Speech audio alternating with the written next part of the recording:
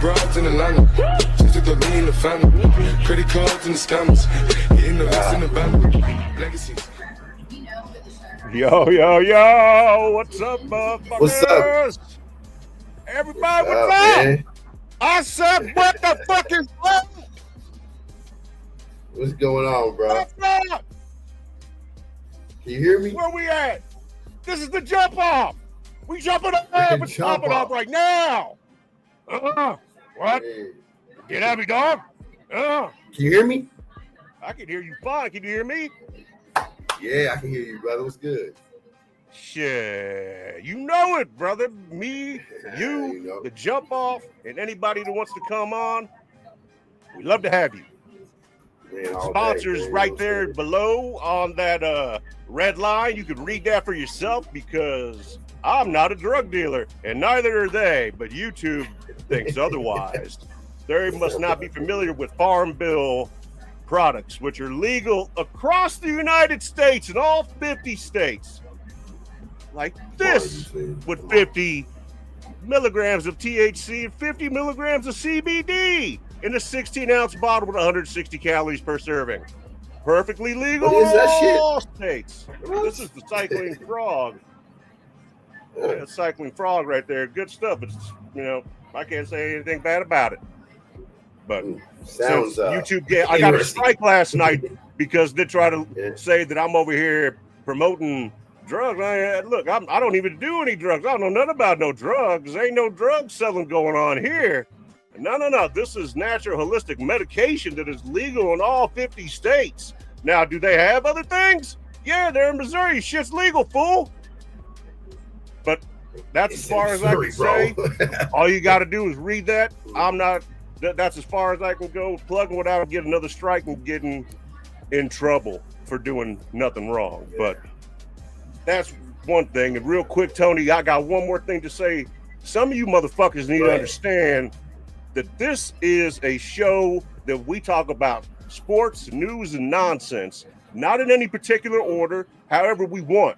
That's what we do. And anybody that doesn't think that I'm authentic or I'm real, you don't even know me. How you gonna call out a motherfucker when you don't even know somebody? I put a video out last night that I made myself. You think AI read my mind? I made a video because we're only 2 subscribers away from hitting that 50 mark. We're over 150,000 views, and we don't even have 50 subscribers yet. So I made a little clip that I put together myself, and then some dumbass who don't have a channel, who doesn't have any videos, who don't put his face on camera, has no content, wants to say, that ain't real. That's AI. No, that's not AI. That's me writing the script and using computer-generated images as context. And if you don't understand that shit, then you need to get the fuck off my channel and go fuck with somebody else, because I'm going to come right back at you. Think you're going to comment and not get some heat for it if you say some stupid shit? Pussy, you want me to be more real and authentic? Did I say it loud enough? I can relate with most anybody and empathize with anybody. I don't even know where that shit came from. That shit got me so upset last night, Doug. But not as upset as Lakers fans are with that motherfucking DeAndre Ayton shit. Oh, shit. All right, man. I'm good. I got all that out of my system now, so. Yeah, brother.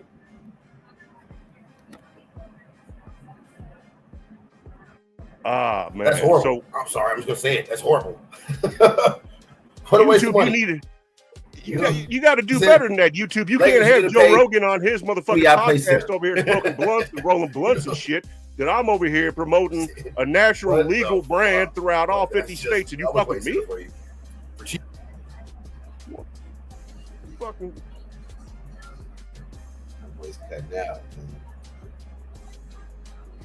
And StreamYard has been acting fucking stupid here as of late. I'll be honest with you because I don't know what the problem is with StreamYard. I know it's not the browsers. The browsers are fine. Everything hardware-wise Max, is you cutting fine. out bad, buddy. No, it's not me cutting out, bro. That's the problem. It's StreamYard. It's StreamYard cutting out. Anyway, Tony will be back. I'll jump back on this. The one thing that came out of the NBA that interests me was this Jock Longdale getting released. Going to be a free agent from the Rockets. Lakers should have got him instead of Ayton. I'll tell you that all day. Ayton's going to be a big disappointment for you motherfuckers. You're going to see DeAndre Ayton destroy a locker room, build no chemistry with other players, and it's not even going to be fun. You might have some big names on your team, but you don't have a team. Feel me? So we're waiting on Tony to get back. While he's doing that, I'm going to crack the bottle. There we go. You look like my friend. His name is... Give them some... Man, I don't even know what the fuck that's supposed to mean. Can you send me a jersey? Yeah, I'll send you a jersey, homie. Give me Dome. Dome. Yeah, I'll send you a jersey. I'll send you a number 1 jersey. Would you like that? Sardi 1? Yeah, you want a number 1 jersey? I'll send you a number 1 jersey. You want a number 1 like this? Or you want a number 1 like this? You just let me know which one you want, and I'll make sure I get it to you, player. Oh, shit. Still waiting on Tony to come back. Super Dave might get up in this chat up later here. I need, what do you got? What the fuck you say here? I need 2 jerseys now. That ain't no shit. Yeah. Let you know that you're number 1 and number 2. You got first 2 places. Shit, you almost GOAT level now, baby, with your number 1 and number 2. But I'll send you a jersey out. Shit, homie, I'll send you all the jerseys you want. You just let me know what color scheme you want. You want me to color it in rainbow and shit and send it to you that way? 20 jerseys? You want 20 fuck you jerseys? I'll send them out to you. I'll fucking deliver them personally if you want. Rainbow, baby. I'll send you them 20 jerseys and 20 fucking fanny packs, rainbow colored with unicorns. That way you can wear that shit around, sport it like a champ.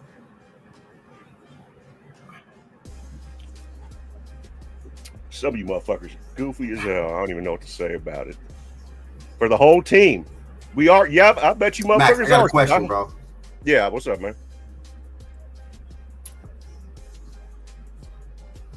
I've talked to the state champ over here. We got...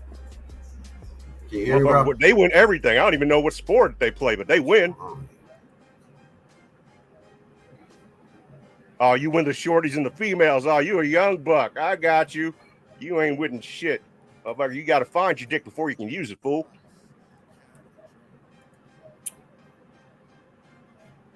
Win the shorties and the females. What the fuck? Tony, what the fuck is going on with this sorry-ass internet connection, motherfucker? What, you got the LeBron James of internet connections, the shittiest one you can find? What the fuck? Saying to you, no, I'm just fucking with you, my man. It's all good, brother. It's all good. I ain't trying to be rude, baby. It's a motherfucking show. Why don't you come up on stage? There's a link right there.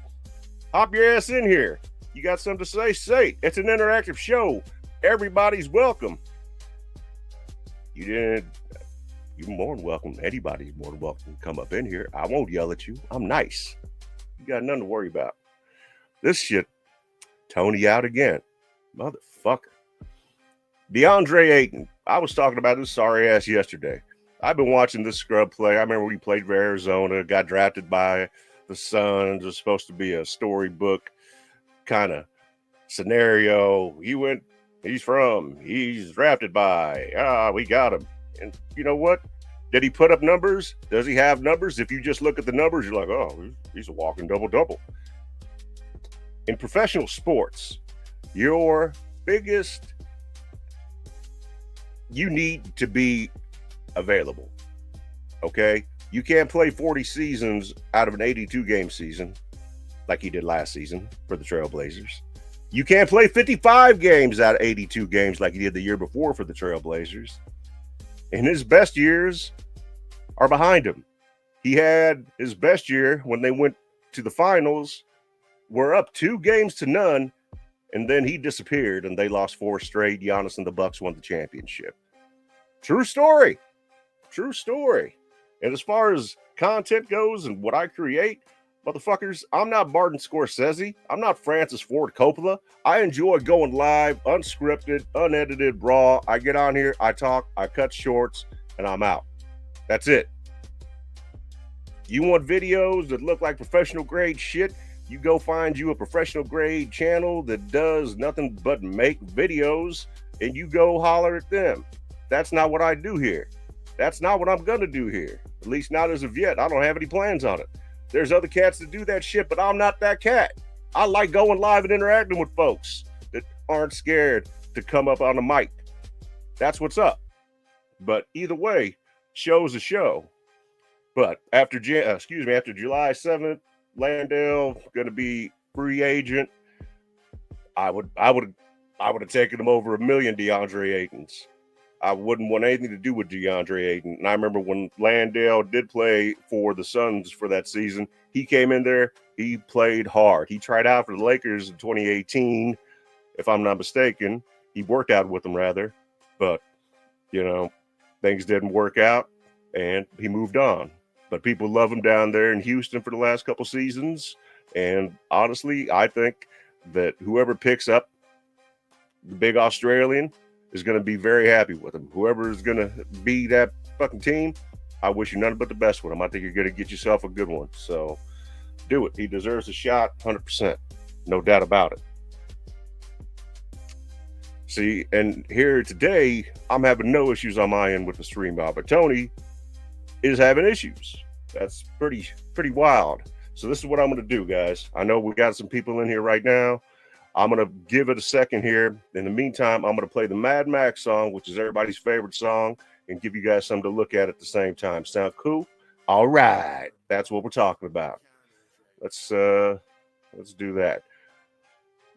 Don't want to do anything that's going to upset anybody. So we'll just do this. And I'm going to make myself little.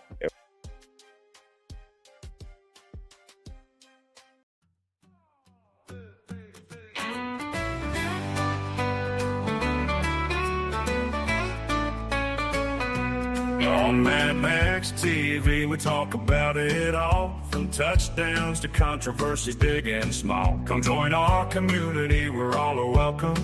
From sports to the mysterious, there's no boredom. Open your mind, embrace the unknown. On Mad Max TV, we talk about it all, from touchdowns to controversies big and small. Come join our community, where all are welcome. From sports to the mysterious, there's no boredom. Open your mind, embrace the unknown. Yeah, on Mad Max TV, we talk about it all, from touchdowns to controversies big and small. Come join our community, where all are welcome. From sports to the mysterious, there's no boredom. Open your mind, embrace the unknown. Yeah.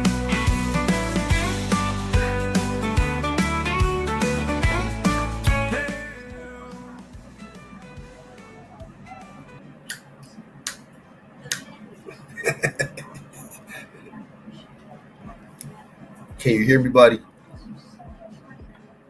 I think we're good now.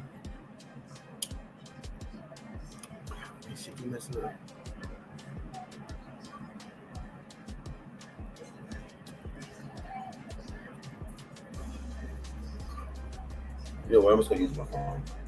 Man, it's crazy. I see him.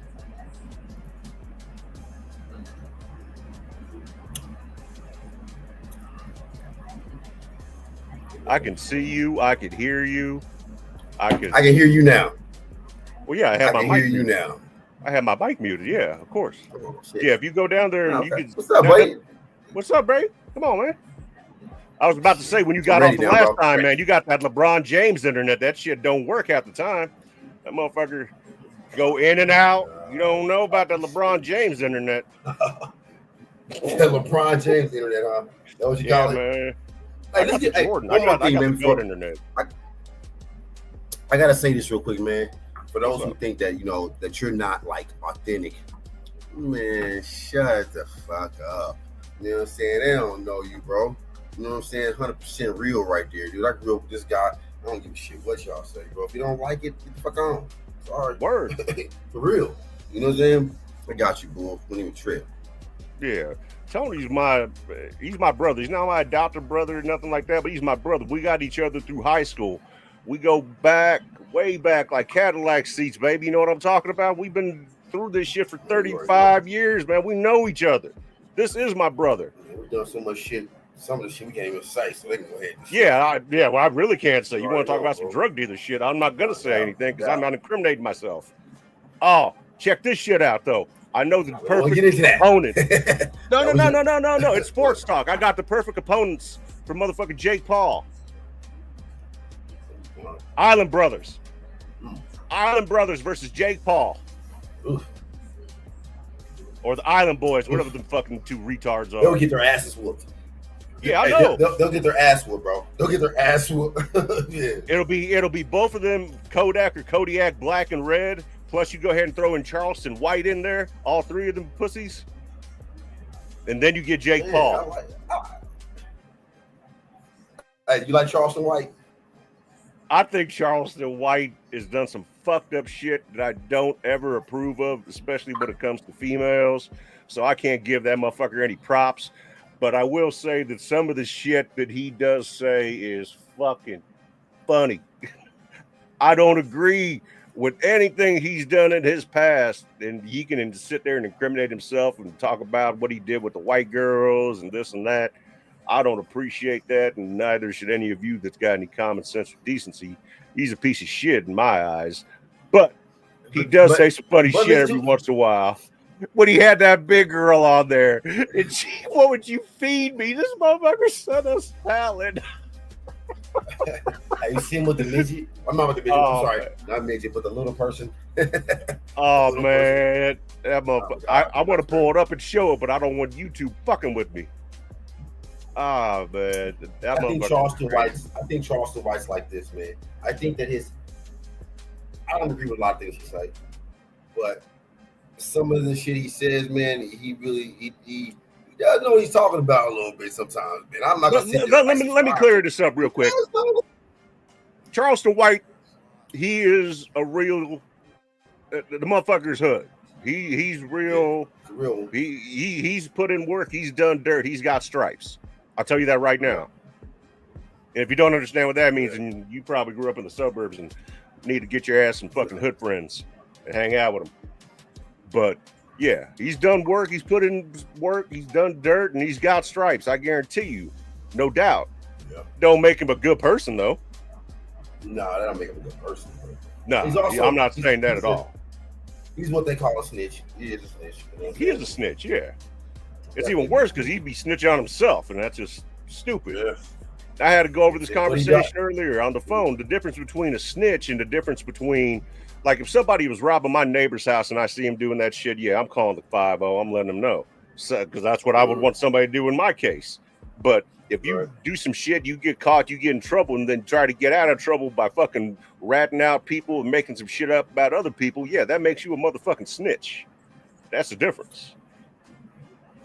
I've always grown up. We've grown up, Max, with the rules that we just don't talk to police. Yeah, you keep your mouth shut. You don't rat on your friends. You keep your fucking mouth shut. Yeah. That's it. And I'll, at the end of the month, after July, I'll be able to talk about a lot more things because of what I got going on, and I can give you the insight on some real shit that you won't even believe. You're gonna think it's fictional, but it's not. But I can't talk about any of it as of yet, but I can't wait to. Yeah. Oh yeah. You want to talk about real and authentic? I would like to know. Oh, I know. Shit. It's gonna happen. Yeah. Right now, I'm a 5-star motherfucking general. Motherfucking stars ain't come from nowhere. That's my guy. Keeps it always 100. You know what I'm saying? But hey, man, let's get back to that DeAndre Ayton. What do you think about that? What do you think about that? I don't know. 40 games last year, 55 games the year before. He's never played a complete season. He isn't mature. He doesn't have the mentality that it's going to take to be a winner. I don't care if he's got double through his career so far. He's been less for a first overall pick. No. In 2018, he was the first overall pick. In 2018, he finished third in Rookie of the Year behind second place Trae Young and first place Luka Doncic. And like I said, Jock Landale is going to be a free agent after the July 7th deadline from the Rockets. I would take Longdale, that Australian motherfucker, over DeAndre Ayton any time of day, all day long. Well, I mean, I think what they're trying to do, man, they're trying to really piece something up with LeBron and that Luka combination. You know what I'm saying? Because they really don't have anybody in the middle. You know? They don't have anybody in the middle, but at the same time, you're not going to have DeAndre Ayton be your defensive anchor because he's not that guy. He could score some points, but he's not a good two-way player. Neither is LeBron, neither is Austin Reeves, and neither is Luka. As far as two-way players on defense, LeBron's been in 22 seasons. In 22 seasons, he's only made 6 All-NBA defensive teams and 5 first NBA defensive teams. The record's owned by Kobe and Michael for guards with 9 All-NBA first team selections. Not 5 in 22 years. Don't tell me he's a two-way player because he ain't no goddamn two. Sorry, Lord. Jesus, I'm sorry. He ain't no fucking two-way player. Definitely is a two-way player, Max. Come on, bro. You see, he'll chase you down. He doesn't stop. I think LeBron plays when he wants to play. He plays defense when he wants to. You know what? If you don't believe me, say that shit again. Say that shit again. Say that shit again. I think LeBron plays defense when he wants to play. When he wants to play defense.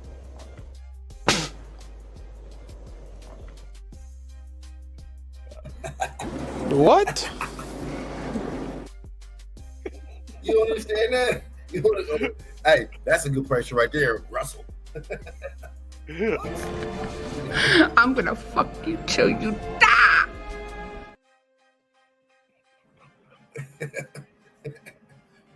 That's what DeAndre Ayton and LeBron are going to do to the Lakers. Do what? I think DeAndre, man, and I'm going to give him the benefit of the doubt, man, because he is a 7-footer, right? Now, if he just has that proper, hold on. If he has that proper push, man, because I don't think that Luka and LeBron are going to settle for anything but that you play hard, man, because he has to have that leader in there, man. And LeBron is, LeBron gets in there and starts cussing him out and shit like that, bro. This motherfucker working in the off season right now. He probably ain't on vacation, he's probably working in the off season right now on his body, bro. I mean, you know what I'm saying? You better quit playing with me. Rawr. He's stupid, bro. But think about it, man. Just that proper push, man. You know what I'm saying? Because I ain't saying he's working. He's probably working real hard right now, putting in those anabolic steroids and shit at Labalco to get all the big. Allegedly.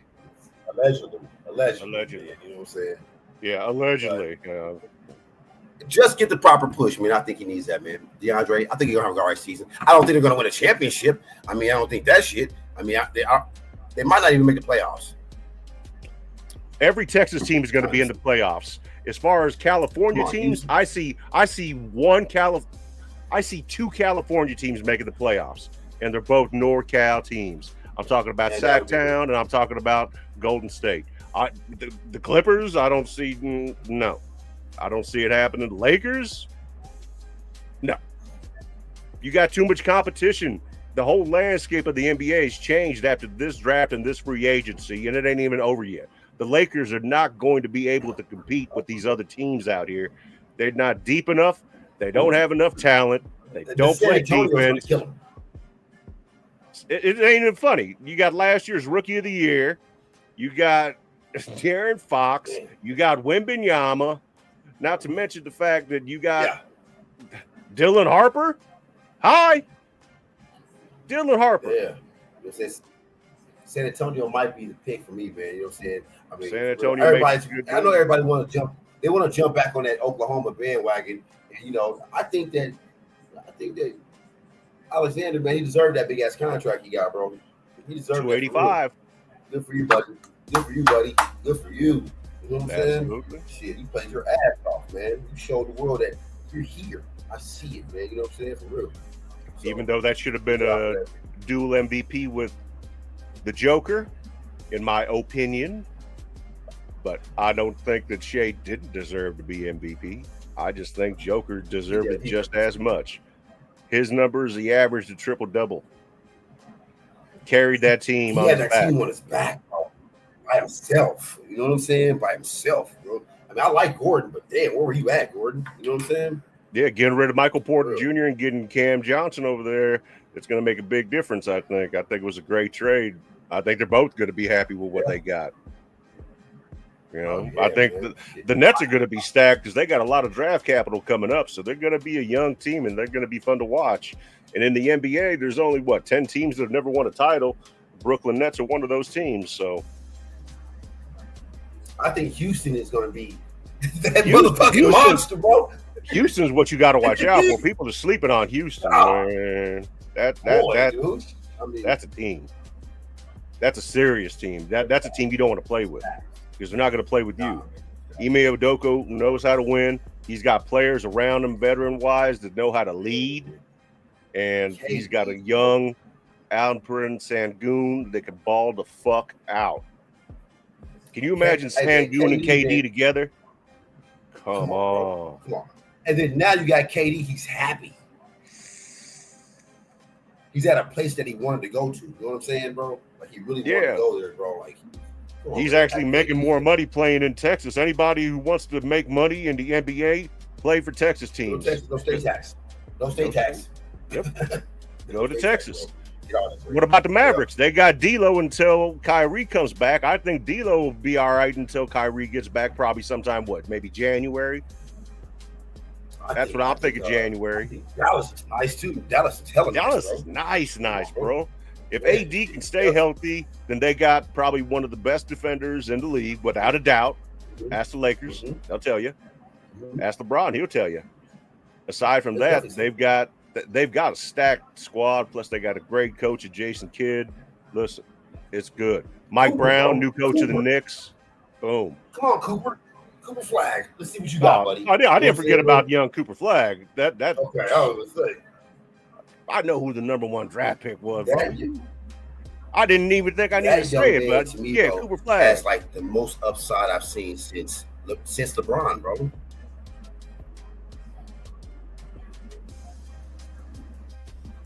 What? Yeah. I think he's got the most upside since LeBron, bro. I really do.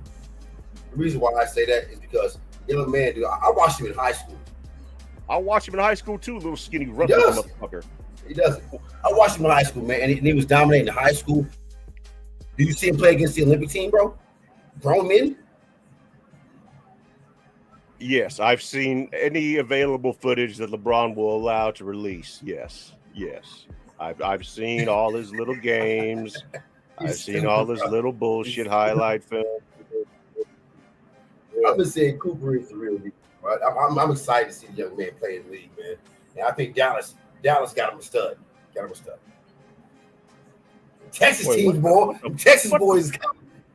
What's this motherfucker say? How can you be racist in 85? Pick a struggle. What the fuck does that even mean? If you're gonna fucking say something, makes sense, motherfucker. The fuck does that even mean? Racist? Who the fuck said anything about racist? You got. What do we talk about race? I have no idea where the selective hearing. He's like, okay, so that just makes no sense. No. Okay. Whatever. You like it, I love it. You're right, buddy. Yeah, man. Hey, I appreciate the comments. As ridiculous and nonsensical as they are, we appreciate them. What's Russell Westbrook at, bro? What? What is that shit? No Russ. Where did Russ end up going, or is he still a free agent?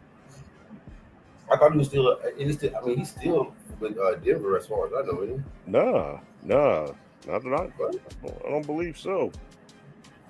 I'm double check. I'm pretty sure that he's. Yeah, he's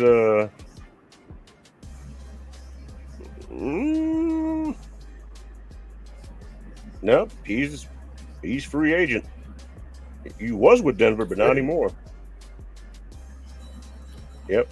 I think Russ. That's another dude who's like guaranteed bona fide first ballot Hall of Famer, bro. For real. You know what I'm saying? I mean, let's just be honest. Russell is.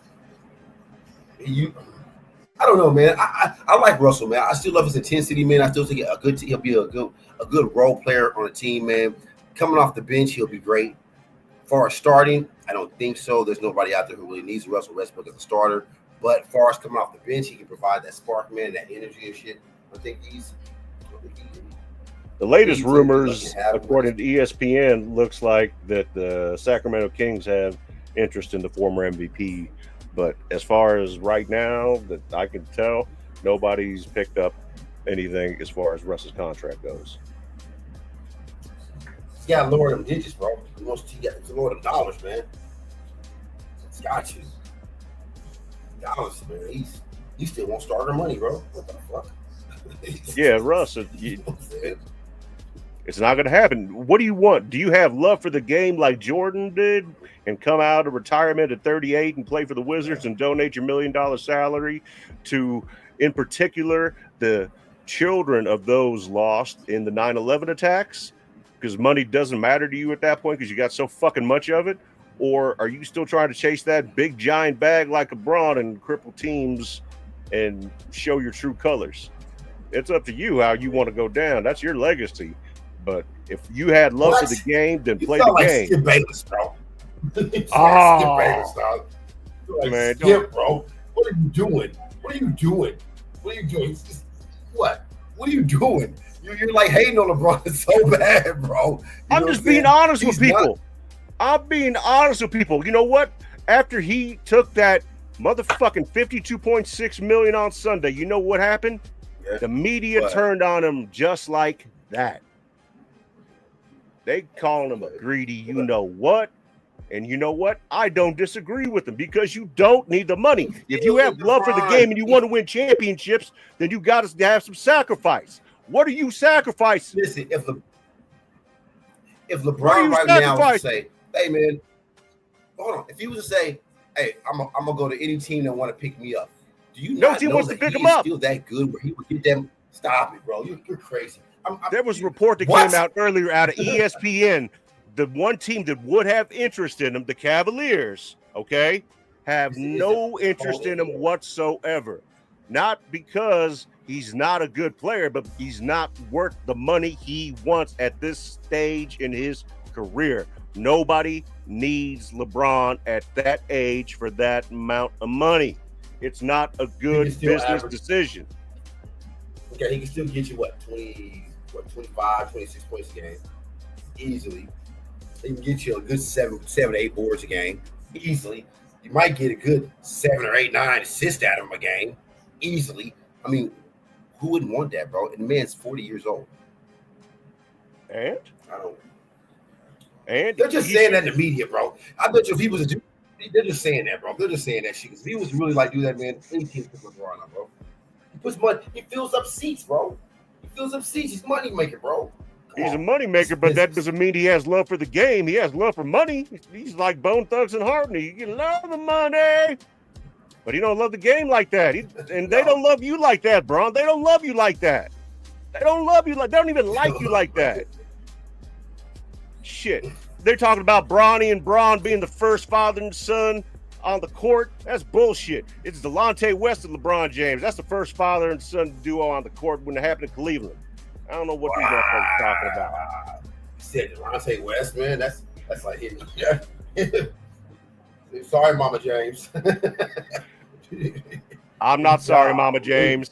I know you're not sorry too after little Delonte. Don't make me rumble rap. Don't make me mumble rap on this motherfucker.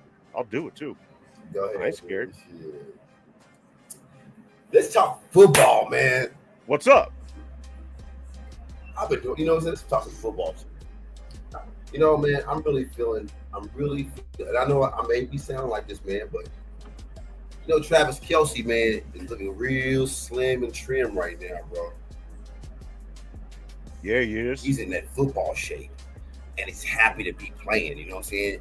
So, and they're right now, they're in the media talking about, hey, we're trying to make another run at this one. We're gonna make another run at this one. That's all I need to hear. That's it. I think, like I said, it's the Chiefs. It's the Chiefs City, Patrick Mahomes revenge tour. Chiefs time, bro. It's Chiefs time. Oh shit! I'll even put a little bit of Chiefs magic back here. Look at bam. Yeah. Oh yeah, bro.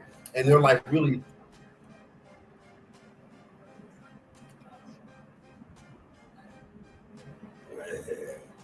There it is. I see it.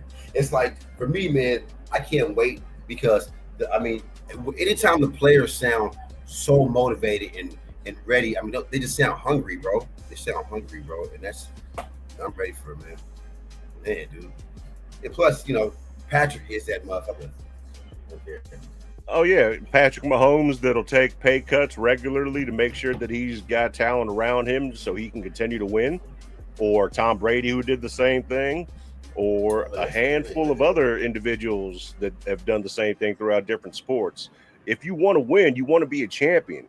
And if that requires you to make a sacrifice financially, that's what it takes. It's that simple. It really isn't, like splitting an atom or anything. We're not doing quadratic equations in this motherfucker. That's what it takes. But you want to like keep yourself surrounded with enough talent to compete and win.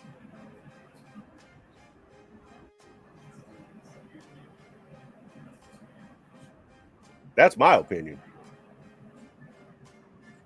That's what I think. I mean, it's proven. They got Brady and the Patriots 6 championships. It got Mahomes and the Chiefs 3 championships, all because people weren't greedy when they didn't have to be greedy. You got all the money you want. You got generational wealth. You got endorsement deals. Money is not an issue for you. Now, not all people with money are responsible, and not all people with money are intelligent. There is no correlation between wealth and intellect, because the majority of millionaires that retire after a professional sports career end up broke as fuck. So they make poor decisions.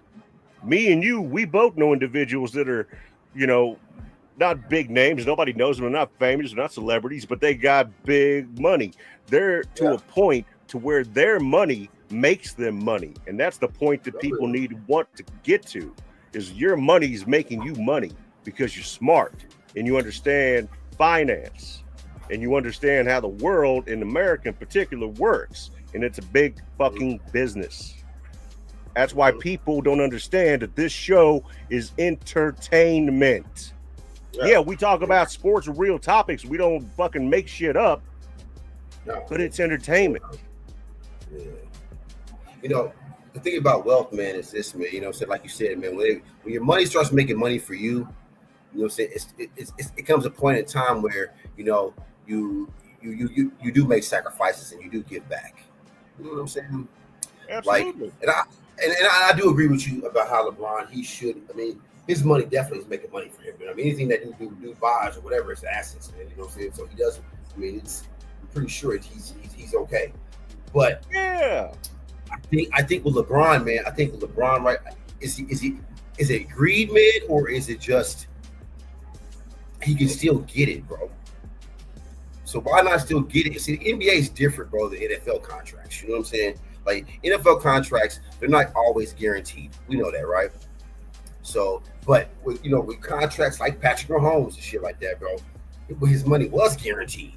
You know what I'm saying? So he's already got that signing bonus, that fucking all that other shit, bro. So yeah, he's gonna step back a little bit. Okay, let me go ahead and get back to the Super Bowl again. Let me go ahead and LeBron, he ain't been there in a minute, bro. So it's kind of hard for him. And he can still get that money, bro. He ain't been there in a minute, bro. You know what I'm saying? I'm not making excuses for him. I'm just trying to.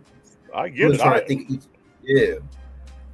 I understand exactly what you're saying, and I don't disagree with you. I could see why he took the money because he knows he's not going to get it again.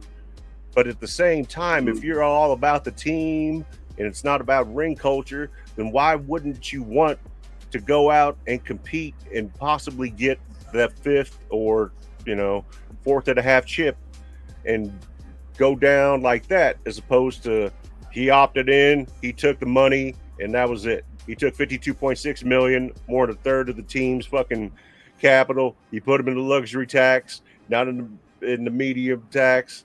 And, listen, he didn't do the Because Lakers any LA. favors. He didn't, but it is LA. LA is just like any other. They rather make headlines than make good teams that stay together. And unless it was the 80s Lakers or even the 60s Lakers. And the Lakers turned into the Lakers of Los Angeles in the 1960 season, in case anybody was curious. Before that, they were the Minneapolis Lakers. And yes, they'd won titles as the Minneapolis Lakers, but they didn't win an NBA title as the Los Angeles Lakers until 1972 against the New York Knicks, in case anybody didn't know that. And that was Will Chamberlain when in 69, the Boston Celtics played the finals against the Lakers, against Wilt. They had Elgin, they had Gail Goodrich, they had Jerry West, they had a stacked team, but so did Boston, right? Wilt averaged 25 rebounds a game, but he only averaged right around 11 points. A little underwhelming for Wilt. But those are like video game numbers in today's game. But in 72, Wilt was able to pull out 25 rebounds a game, and he averaged, I think it was close to 14 points, along with assists and steal, or blocks rather. So, little history about the Lakers for you. Little history about the Lakers. Jerry West went to 9 finals. He won 1, okay? But Jerry West's legacy is never going to get tarnished like LeBron's. Logo, bro. That's right. That's right. Rick Barry. And that's another thing. Everybody always want to talk about LeBron, Kobe, and Jordan. Let's talk about Jerry West. Let's talk about Elgin Baylor. Let's talk about shit. There's so many great players that have come through this league that people don't recognize and don't remember or don't even know about, that it's almost shameful, to be honest with you. You got to respect and know the history. Jerry West, man, there would be no Kobe without Jerry. Let's say that. Maybe there would have been a Kobe. Look at Elgin Baylor. Elgin Baylor, they call it the Euro step. Why didn't they call it the Elgin Baylor step? Elgin Baylor was doing the Euro step before there were damn any Euros anywhere. It was Elgin Baylor. Elgin Baylor was a boss. Oscar Robertson?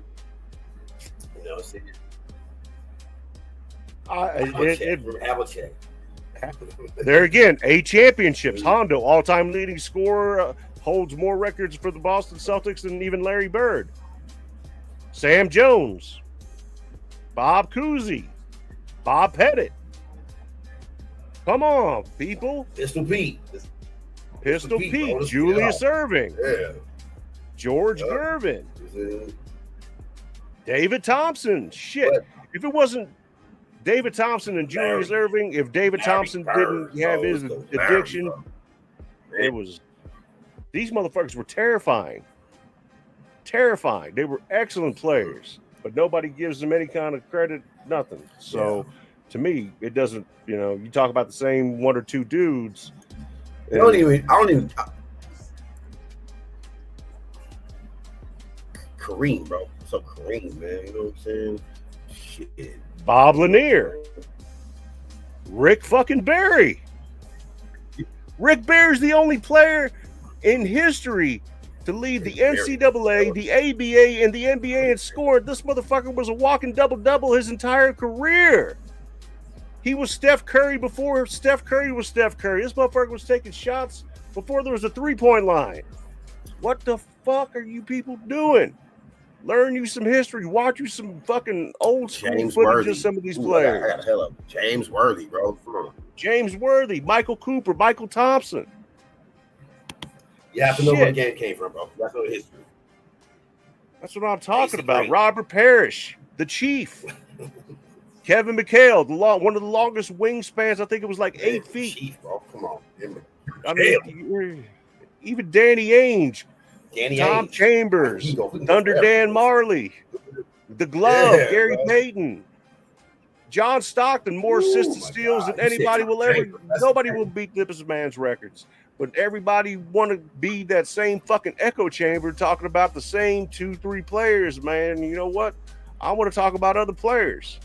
You might not even heard of some of these motherfuckers, but go look them up and see what they were able to contribute and do for the game of basketball. And then you might have a new respect for not only the game, but what came before what you see now, what laid that foundation, the groundwork, so you could enjoy this shit that you see now. That's what I like. Now the game is too flashy. It's too much dribble, shoot. You know, everybody wants to be Kyrie. You know what I'm saying? Everybody wants to be Kyrie, man. Let's dribble, just break his ankles, let's try to cross him over. The game was played differently back then, bro. People don't know that Tim Hardaway was really the first nasty crossover that was in the NBA, bro. I thought. You know what I'm saying? Hey, you remember Run TMC, Tim, Mitch, and Chris. The only one that doesn't have a ring is Chris. Mitch Richmond got a ring. Tim Hardaway got a ring. Chris Mullin went to a championship against the Lakers back in 2000. Didn't win, but he was there. Chris Mullins was that guy. Oh, yeah, he was. So was Rick Smith. So was Reggie Miller. White chocolate. He was white chocolate before white chocolate. You had Chuck Person. You had Wesley Person. You had all kinds. You had so many players back in the day, man. Larry Johnson. Remember? Larry Johnson. Grandmama. Penny Hardaway, Little Penny. Man, you motherfuckers need to start watching some basketball and know what the fuck you're talking about. Alonzo Mourning. Got a ring. He's in the ring club. I think that the game is. Yes, he is one of them. Yeah. Yeah, there's people that you don't even. The game was played differently back then, bro. You know what I'm saying? I mean, you said a name that stood out to me though. Bob Lanier. Tell people, man. Hey, and people, if they really want to watch a good basketball player, they can go watch some. Gary Payton, bro. Watch some clips of Gary, bro. Talking shit out there, talking bad about your mama and shit. But he was playing defense. He played 100% hard every game. Every game. You know who I love watching play? Vernon Maxwell. Remember Vernon Maxwell? Motherfucking scrapper, boy. And I love Vernon Maxwell stories. I love Byron Scott stories. He'll fight you, go to the locker room. Hakeem Olajuwon almost had to kill him one night. Hey, he'll fight you, go to the locker room, sniff some cocaine. Yep. Here's a little bit of NBA history for some of you young bucks who might not know. People might not know this. Let me tell you guys something real quick. The Twin Towers, when Hakeem got drafted to the Rockets, he had Ralph Sampson on that team. They played the Boston Celtics in the finals. And you know who won that? The Boston Celtics. So Hakeem was in the finals before Jordan. Clyde Drexler was in the finals before Jordan. You know who he lost to? The bad boy Detroit Pistons. Nobody ever talks about that shit, though. Steve Francis. Let's talk about Steve Francis. Let's talk about even Jason Terry. Ooh, franchise. Yeah. He was sat there and he took the time when Yao Ming came down and he helped mentor Yao Ming. Nobody talks about Yao Ming. I'm like, man, what the fuck? Why aren't we talking about anybody besides LeBron? Genetic freak. Any good ball, but when you got that much weight and that big a frame, it's hard. These little youngsters really kill me, man, with that notion that LeBron is like the best player to ever play the game, bro. I don't know why they think that, bro. You may not have been able to see Michael Jordan play, but just know that Michael was a different kind of guy out here, bro. I mean, he was a general, bro. You know what I'm saying? I mean, I don't even know why they say that LeBron is better than Kobe, bro. Because to me, oh shit, who was more like Jordan, bro? In the NBA? We got Super Dave in here. Everybody, what's up? Can be because they chose to mute themselves. All right, Dave, whenever you're ready. What's This up, is man? Super Dave from Raw Sports Radio. Respect, love. We got Tony Super Dave, who knows basketball. Dave knows basketball, and he respects the game. He respects the greats. He knows what he's talking about. He's got a great channel, Raw Sports Radio. If you're not subscribed to him, what are you waiting for? You want some raw, real basketball talk like this, but strictly basketball? You get on Raw Sports Radio. Super Dave gonna let you know what's up. Dave, how you doing, brother? Hey, what's good, Max? You know what's good, man. Tony? Hey, what's up, good, man? Tony? I'm so glad to see you two fellas together. Oh, thank you, man. Thank you, bro. Yeah, I'm just gonna fall back, man. I'm gonna just wait. Yeah. I don't know if you caught that last part where we were talking about everybody. I'm waiting to hear your take on this basketball talk. See, Dave is going to be kind of in the middle where he's used to dealing with these young bucks fucking thinking that LeBron's the greatest thing since sliced bread without having any kind of knowledge about who came before him or respecting those players. And Dave knows the history of the game better than most people. Probably better than me, probably better than you. And I'll tell you what, it's not about what you've seen, it's about what you know. And you've studied the game and a student of the game and have love for the game. You get individuals like Dave, Tony, and myself and others that will speak to it and not be afraid to tell you the truth. And once I said this earlier, once LeBron took that fucking money, media turned on him.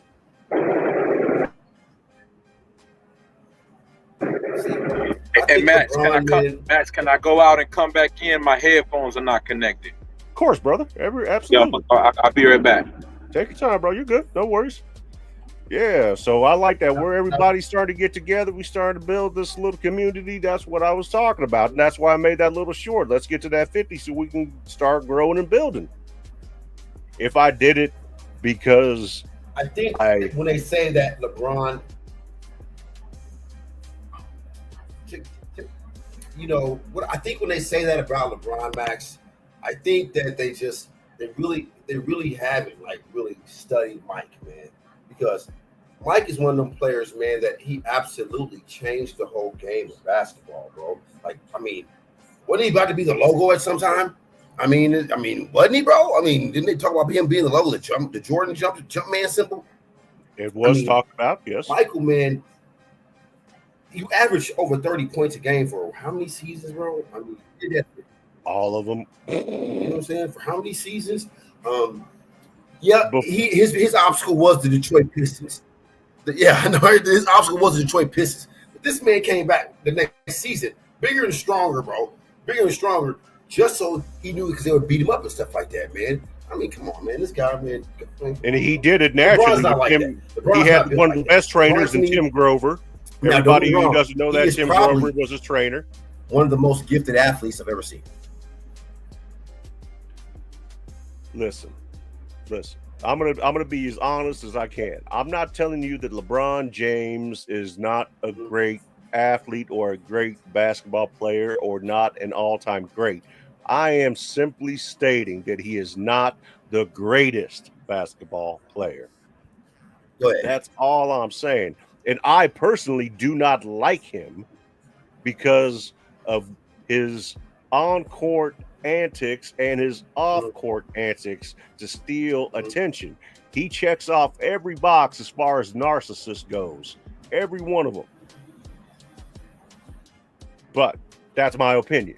That's how I feel about him. And it's been that way. Would my opinion of him be different if he was more humbled and act humble? I don't know that it would, honestly. Just because I think that he is the way he is, and that's never going to change. Right. And he showed its true colors by taking the money. But there again, I understand why, because he knows he's not going to get that money anywhere else. No one in their right mind is going to pay this man that money. Michael Jordan took $1 million. $1 million, the greatest player of all time. $1 million to come out of retirement. $1 million that he gave to the orphaned children. The majority of that money was to the orphaned children. Yeah. In the second season, the 02-03 season, his final season, you know what his salary was? $1 million. I don't know what to do with that money. Though. He cared about, it was about the team. It was about the love of the game. It was about playing with these youngsters. It was about showing that he owned the fucking team, bro. He was in the executive box. He didn't have to come out of that shit, but he came out of that. Number one, their stadium is the third largest as far as capacity goes in the league. He was able to fill that fucking stadium for 2 seasons. I was putting fans.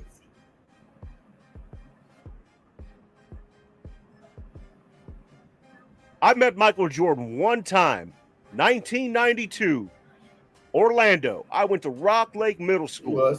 At that point, he owned the Wizards, bro. He didn't have to do shit. He owned part of the He didn't have to do a fucking thing. No, he paid he did himself. not. It was kind of like, come on, bro. And when I met him, I went to the. I mean, let's just be real with that, Max. Michael was getting paid regardless. You know what I'm saying? Yeah, that's what I'm saying. Michael was never greedy about any of the money. When it came to the money, it wasn't about the money. It was about love of the game. Love of the game and money are 2 separate things. The money will come, obviously, because Jordan's a billionaire.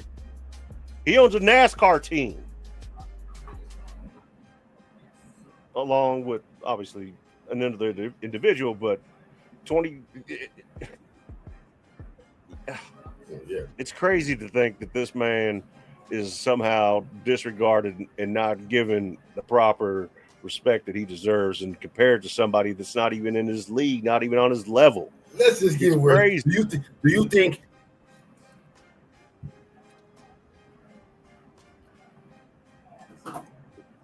There we go. Yeah, I'm back.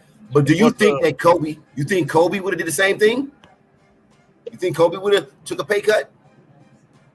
No, Kobe never left any money on the table. Hell no. Yeah, I ain't even hear the context, and I'm already say no. No, Kobe never left any money on the table. Everybody knows that. Kobe never left money on the table. Bro. So LeBron's doing the same thing, but he's a bad guy. Okay, how much did Kobe take for his final year? I'm not for sure. Hey, what are y'all talking about? I don't want to. Y'all talking about LeBron not taking a pay cut? Yeah. What do you think about that? And then I know since Dave, I don't think he should have taken. I don't think he should have took a pay cut. For what? They're not gonna win shit. He knows that too, though. Yeah. And he knows he's never going to get that bag again. Nobody's going to pay him that ever again.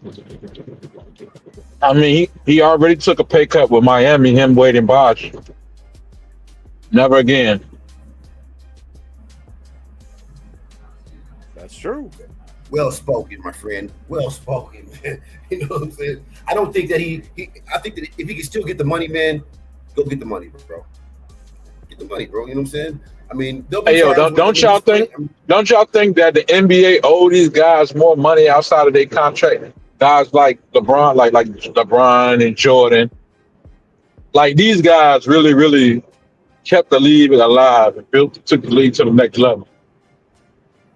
Like, oh yeah, you know, if it wasn't for Bill Russell, Elgin Baylor, Wilt Chamberlain, the league wouldn't have really took off like that.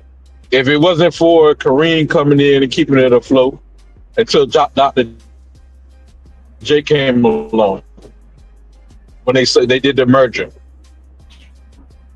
the league would have went under. Then when they saved the league because everybody kept seeing Dr. J lose and all the dunks and the highlights led to nothing.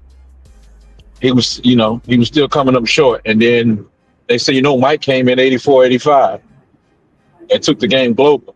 So now they get, you got global fans. And now you got this guy, LeBron, who's been holding it down for the last 22 years. Holding it down. Just keep it. Yeah, he holding it down as far as that. Yeah, definitely. Yeah. I But agree with I that, don't man. I have nothing agree. You against should think. LeBron. I don't have nothing against LeBron. It's just that, like with me and Max, you just can't. We're not gonna allow nobody to put LeBron in the same. Rough as Jordan when it comes to being a GOAT. You can't do it. You can't do But it, bro. You can't put he's one of the greatest. Max will tell you that LeBron is one of the greatest. And I don't have nothing against LeBron. I'll tell you the same thing. Now let me ask you something. Super Dave. Do you put LeBron over Kobe? Somebody got some music playing. I hope it don't, affect the. Do I put LeBron over Kobe? Yeah. You asking me a tough question, right? Because this question is kind of gets you in trouble, because if I was to say LeBron is over Kobe, then people would interpret it, that wrong. So how do we define best player? Because if I say that, because obviously Kobe got more offensive game than LeBron. He got more game. Obviously, way more offensively skilled than LeBron, right? But LeBron has what? He has IQ and he can see over the defense, right? Yeah. I don't know if y'all can hear me. Yeah, you're coming in loud and clear, Dave. Okay, he got IQ. He can see over the court, over the player, other defenders like magic. So he can control the game. Game ain't nothing but a chessboard to him. Kobe didn't have that kind of effect on the outcome of the game. He would affect his individual numbers, and he gonna fight like hell to get them too. And he's way more, he's way more skilled than LeBron offensively. So I don't know how people want to define that. But if you talking about rings, yeah, I'm going through LeBron. When you get LeBron at 017, even though I feel like they got rid of Ben Wallace off the Pistons so he can have that path to get there, you can put LeBron with that team at 017, and you give Kobe the same year, or the year before, he didn't even make the playoffs. Versus a younger LeBron. So that tells you a lot, you know what I'm saying? And to answer the question, and not to interrupt, it was $25 million, Kobe's last amount of his last check, $25 million. So less than half of what I thought it was 27. Yeah. I think okay. I'm gonna say this. I think that I'm gonna have to go with Kobe, just because, man. You just seem like, when he first came out, man, he had a lot of flack, bro. Got a lot of flack, you know what I'm saying? And he turned into something else, man. And he. Do you want to win? He wants to win, bro. He ran Shaq out there. I said, do you? He breaking up.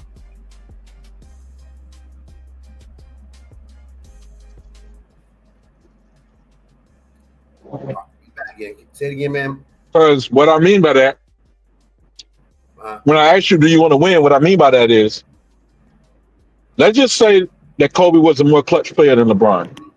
Let's say you trusted Kobe more in those closing moments. We could say we agree on that, right? Because Kobe really shot less than 30% in the clutch. Yeah, definitely. LeBron is in the 40s, right? I believe so, yeah. And but LeBron is going to get you there. He just can't finish a deal off. That's when he would need a guy like Kobe to take him home, a lot of people say, in the fourth quarter. Kobe is a fourth quarter guy. He missed the fourth quarter, but as far as the clutch inside of the fourth quarter, not so much. And that's cool, you know what I'm saying? It's still, that's greatness to even battle like Kobe does in the fourth quarter. And a lot of times, but if you look, Max, you in charge, you got the stats, you can pull them up. You can ask Google what is Kobe's clutch percentage. Yeah, whatever. What is Kobe's shooting percentage in the clutch? So I say, yeah, everybody always skip to the point about Kobe being Mr. Clutch, and they want Kobe because he's a winner. But how can you win a game if you're not in position? How can you get to those moments if you can't make the playoffs when LeBron can? It depends on what you want. I hope I'm asking a fair question. Huh? 31.3% to answer your I look at question. LeBron, man, as Well, what was the numbers for Kobe in the clutch? 31.3. That's kind of low, my man. That's kind of low. What was LeBron's clutch? LeBron clutch numbers in the clutch.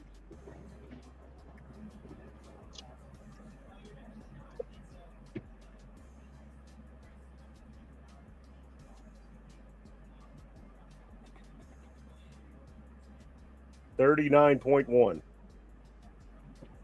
Yeah, I'll take the freight train in the clutch, make the plays. But In I mean, I'm sorry. If you want to know just playoffs or overall. let me know just playoffs because that's what really matters. That's what championships are won in the playoffs.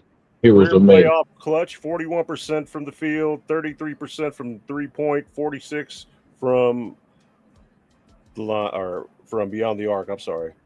So 33.7 from 3, 46.1 in field goal. I think it's all about LeBron needing a supporting cast too, bro. What was Kobe? Who numbers was he rolling off? Was that Kobe number in the clutch? The 41%. I think that was LeBron's, wasn't it? LeBron had the higher clutch numbers as far as the playoffs go, and then from the detailed playoff clutch time, playoff clutch time, 23 for 75 field goal, but they're only going in the last 5 minutes. So last 5 minutes, he's 30% and 26.9 from beyond the arc. And that's Kobe 30%. Kobe. No, that was LeBron in the last 5 minutes of he's 30%. That's low. 23 of 75, 30.7%, 7 of 26 from 3, at 26.9% in NBA Finals.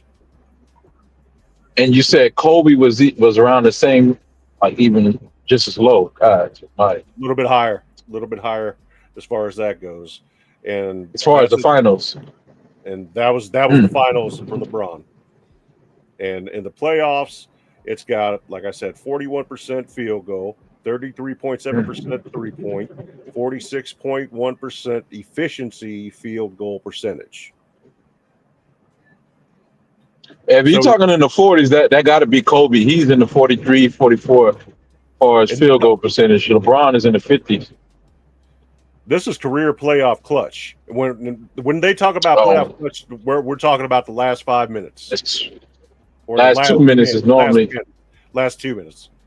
This one, they got it at the last minute and the score within 5 points. But if you put it up to the last 5 minutes of the fourth quarter in overtime, so you got to adjust it for Kobe for his percentage will become higher. Right. Because if you put it in the last minute, then its percentage will go down. Right. But if you increase the window, then that's outside of the clutch, and Kobe will qualify higher. Yeah, you got to move the margins for Kobe to qualify because he's not clutch like people think. He hit the clutch shot against Phoenix, and he hit the one against Portland. And he laid it up for Shaq to slam dunk and make him happy. That was in garbage time. That was garbage time. The game was already decided. It was already won. A lot of fans they feed that to the young fans, and the young fans don't really know because the problem with the disconnect that we have is that we actually watched the game. Young fans didn't watch; they just watch their highlights. So that's all they remember from their youth. So when somebody comes and say, "Oh, Kobe was the best," they're like, "Yeah, that's what I remember. That's what I woke up in the morning seeing before I had to go to school. My mom was rushing me out of the house." So that's what they're going off of what they saw on ESPN.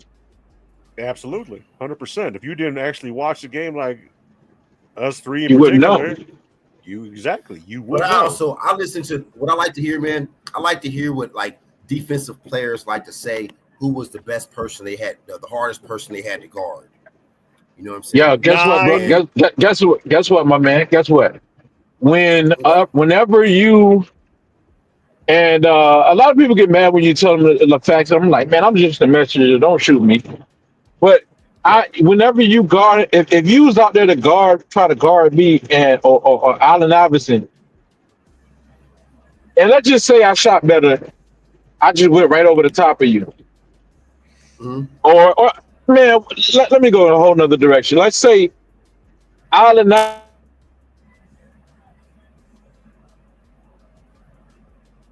Iverson, let's just say somebody like Iverson, somebody at time. Bro, you're gonna be so scared. You're gonna be so scared and so embarrassed to look back at your bench because you know your coach is gonna be mad and teammates are gonna be looking at you like, man, you giving up so many baskets. You're a cone out there.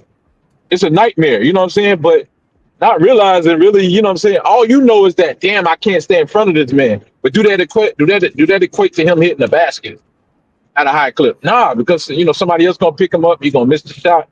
You know what I'm saying? And you know, guys like, you know, it might now you got old school. He went out there, he ain't do all of that. He just scored and he was efficient. And you was like, oh, I ain't have to exert too much energy. But going against this other guy, man, I had to chase him everywhere. I had to exert all my energy. You know what I'm saying? So it probably is more of a nightmare when you have to chase somebody around or they so elusive. But at the end of the day, did he make the basket? That's what matters. Okay, so if you when you got somebody like, for example, when you got somebody like Meta World Peace, you know what I'm saying? Ron Artest saying, hey, I've guarded Kobe. We just talked about this the other night, Dave. You know what I'm saying? And he said, yeah, I've guarded Kobe and LeBron. He tells you, you know, that, hey, man, Kobe's the hardest person I've ever had to guard, man, ever. You don't take that into consideration, man? Like, I mean, does that not bump him up a notch? You don't think? Just because of what kind of because you could get embarrassed, man. You're not as scared of a person who don't have a bag or don't pull off the moves. You know, you're more intimidated by the guy who's gonna break your ankles in front of the whole crowd arena. The guy who might even dunk on you, like LeBron could dunk on you too on a fast break, but just guy who's you're more worried about is the more elusive guy, man. Getting embarrassed in front of everybody or getting shook out of your, you know, that's the guy that's harder to contain. Even if he don't make the basket, it was work, bro. He worked the shit out of you, man. Facts. Telling you, bro, it's a nightmare, man. You played, right? Yeah.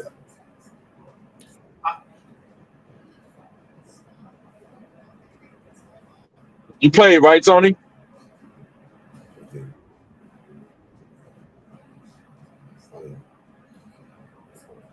Yeah, man. So that's what it is. I can hear you. Tony, can you hear us? I can hear you now. It keeps breaking in and out. I can hear you now. But Tony, you played, right? You played, so you know what I'm saying is true about the guy that's hardest to guard, man. I'm telling you, man. And you know, Allen Iverson could drive you nuts, man. But his field goal percentage is low. You like, damn. Well, thank God he missed that. Shit, you know what I'm saying? It's a nightmare guarding Iverson. And according to Kobe, and I don't mean to interrupt, but Brandon Allen, though, you know, Allen's gonna put the ball up for him to guard. That's what his. That's Kobe. Yeah. And what'd you say, Max? We didn't. I didn't. Brandon Oh yeah. And then look. Right. Look at Steph Curry. Look at Steph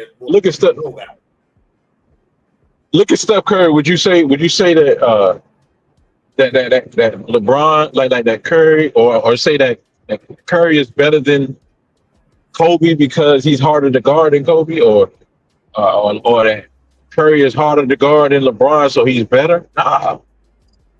Yeah, everybody knows hell running through them screens to chase after Curry, but that don't make him better than these guys. Like LeBron can really affect the game in so many ways. If his jump shot ain't falling, cool. He's still gonna get you them numbers. Still gonna affect the game. You can't. You know what I'm saying? Curry would be a decoy. You can't expect him to go out there and go get you 10 assists if the three ain't falling. You got him on lock. You know what I'm saying? And I feel like that's pretty much about the same thing with Kobe, but from time to time he will go. Kobe will try to go down time to time and get some rebound, do something, and play some defense, of course. But LeBron is, he's going to be passing the ball. He's going to be game planning, trying to get your center in foul trouble. But man, he's a tactician, man. His basketball IQ is off the hook, bro. I mean, jeez. Yeah. He's playing chess. He's not trying to outdo the man in front of him. He's thinking last level. He's trying to outdo your coach, man. He's trying to tell your coach. He's trying to tell your coach when to make a substitution. Right, right. That's different. I mean, he's coaching on the court, bro. He knows plays before they even. His IQ is off the hook, bro. Steph Curry to me though. Steph Curry, when we put him in that conversation, man, as far as anything, I mean, there's guys that are meant to do certain things, man, and I believe that Steph Curry was only meant put on the basketball court to shoot the basketball. I mean, he is by far the greatest shooter I think that ever laced up sneakers, man, and put on. Man, listen, Rick Barry. I know he's a great. I know statistically, but over Curry, I'm gonna die on that Rick Barry hill. Rick Barry. I'm with you, Max. I'm telling you, if you've For never real? seen Rick Barry, Rick Barry was doing. I'm not going to say that Rick Barry is a better shooter. Max would have to explain that, but I go with Rick Barry. Underhand, also known as granny Steph style. Curry. Do you know what Rick Barry's? I mean, the guy can shoot with two, 3 hands. Underhand. I'm not going to say. I'm not saying that Rick Barry performed better than Curry in his career. No, Curry performed better because the defense is more relaxed in today's game. You can do so many things. You can get away with look at all the moving screens that Curry get away with. I mean, on the Warriors, they do so many moving. Hold on, you can't. Can you get away with the moving screens that why Curry and Clay was so elusive, is like so dangerous, because the league was allowing them to get away with a lot of moving screens, from your Andrew Bogut's to your Draymond Greens and Festies and Azilis. These guys ain't doing nothing but moving. The Maurice Spakes, they doing nothing but moving on these screens. Your wide-bodied, wide-shoulder Kevon Looney. What do you think they're out there for? They out there to set these screens, man, to get these guys open. If the league was still calling moving screens like they supposed to, we wouldn't have seen the emergence of Steph Curry like we did on that level. But the league wanted more scoring, so they turned a blind eye to it. Now, Rick Barry could have had those same advantages. You would be looking at Rick Barry in a different light, my man. And Rick Barry didn't need no other star to make it to the championship and win it. He did it himself after Nate Thurman retired or whatever. He went and won the Warriors championship. He won the Warriors their first championship. It wasn't Steph Curry. Fact. So hold on. Without the moving screens, led the league in scoring. The quickest release led the NCAA, the NBA, and the ABA in scoring. The only player to do that. If you could open up Curry's brain, I guarantee you, with all the Warriors footage that they have, when he going through that Warriors footage, he said, "Okay, well that's Will. I can't be Will. I'm only 6'2". They'll go, okay. Will. He said he looking at Rick Barry and seeing how Rick Barry used screens, giving goals, all of that stuff. Yeah, that's more practical for a guy like Curry. So I think that Ray Allen pretty much he got his game from Reggie Miller. But I mean, I thought that Reggie Miller was the best shooter I've seen before until I seen Steph Curry. But then again, I'll take that with a grain of shot because how would he be able to get open like he is now? Guys can really hand check and do all the other things. But if you're not coming down here, like they say, with a full steam of speed, then you're not really getting open like that unless you Curry is dangerous crossing that half court. You got to guard him from wherever he is, and that's where he would do most of the damage. Yeah, that's what he would do. The most of his damage. I like what you said about Reggie. I do like what you said about Reggie. Kind of similar too. Say what now? But I think Ray Allen was probably like a better shooter, man. Maybe better than Reggie, I kind of think, man. More smoother, not better. I'm sorry, a smoother shooter, bro. You know what I'm saying? He had a smoother shot. Who was? If that makes any sense. I think Ray Allen had a smoother shot than Reggie Talking Miller. about Jesus Shuttlesworth versus Reggie Miller? Clutch, man. Stop. Smoother shot, man. Reggie, yeah, it was to me. Reggie Miller, I don't think that Ray Allen had to go, like his shots weren't as contested as Reggie Miller's were. It just looked like Ray Allen had some open, the play development was, I don't know, at that point it just seemed like when I don't see Ray Allen hitting tough shots, bro. I like Reggie Miller. I mean, Reggie, against the Knicks, we all seen that shit. You know what I'm saying? Yeah, but Jordan ain't want no problems with no Reggie Miller. That was crazy. We all seen that shit. You know what I'm saying? Shit, that was great. Yeah, but I'm with you though. Ray Allen, I guess he is better than Reggie Miller because of Ray Allen can play a little better defense. You get the ball to the basket, go shoot the mid range, all around shooter. Ray Allen. But tough shot, great, man. Tough shot making, Reggie Miller all day. Or Robert Horry. Don't even count. Big shot Bob don't even count. He too dependent on other. Yeah, he yeah. Yeah, your big shot in there, bro. Shit. I think the Spurs and the Lakers might disagree, man. Hey, they got some chips because of the young man, because of the man dude. So I don't know. Yeah, that was because of somebody else's gravity, more like Tim Duncan gravity and Shaq gravity. Like when the Sacramento Kings call, they got the miss on Shaquille, caused them to watch the shot. That ball, what I'm saying, they blocked the shot off the backboard and it went out to Robert Horry, and that's when he hit that shot. Yeah, other than that.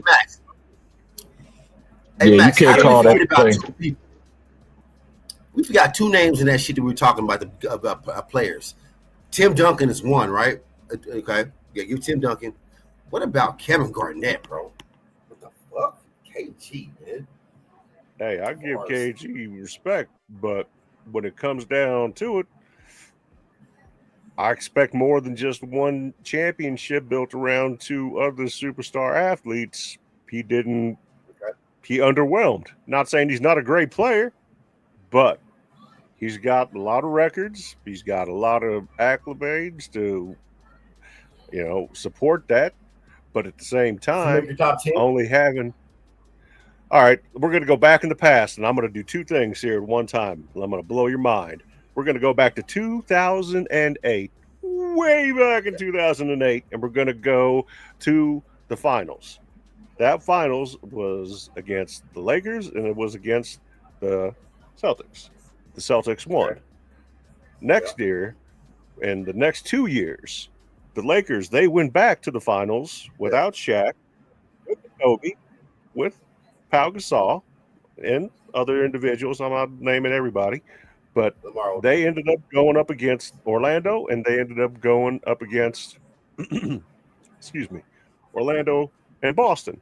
They won against Boston the next year, and then they won against Orlando. Now, those two teams from the East that it was actually flip-flop that Max. It was Orlando that they won against. In Boston.